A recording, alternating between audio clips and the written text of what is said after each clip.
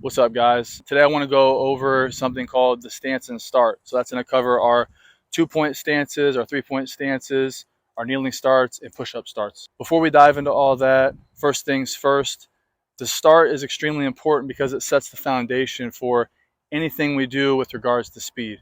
So if our stance is in a good spot, then that's going to set our first step up to be successful, which will in turn set up our second step to be successful, third step, and so on.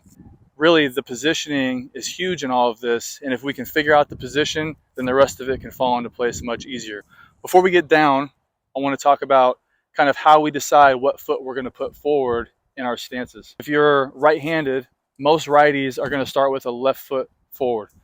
Reason for that being that the left foot is usually a power foot and stability foot, while the more coordinated right foot does activities like kicking, swinging, whatever.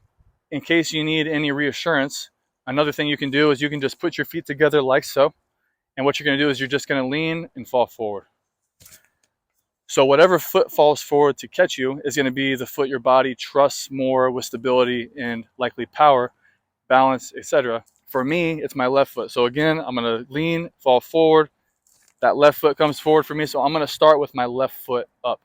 In a 2-point stance, what that's going to look like is I'm going to get here on the line. My left foot is going to go directly on the line. And a really common mistake is that people are going to want to put this right foot clear back here. So while it might be comfortable for, say, a wide receiver or some other position, either in football or another sport, the issue is that we can't push from a straight leg. We need to make sure that the leg is in a more advantageous position to push from. So what I prefer is to just tap here on the heel, spin on the heel, and spin on the toe. And now I'm going to sit down. So my chest is directly over my toes. And my hips are loaded, my knees are loaded, my ankles are loaded on both legs. So with my left foot forward, I'm going to put my opposite arm up by my face. I'm going to cock my left hand up into my hip. And now what I do is I want to lean forward, so I'm about to fall. And we're just going to push out. So you'll notice right away when I'm about to push, I'm going to get my hands here and I'm going to rip those arms through.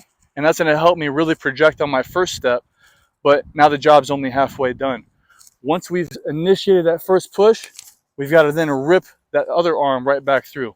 So watch again. Right hand up by the face, left hand up by the hip. We're going to lean, split and rip. And that's going to get that foot down to push me forward faster.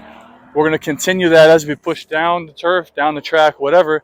And that's going to give us a good shot at having a successful acceleration.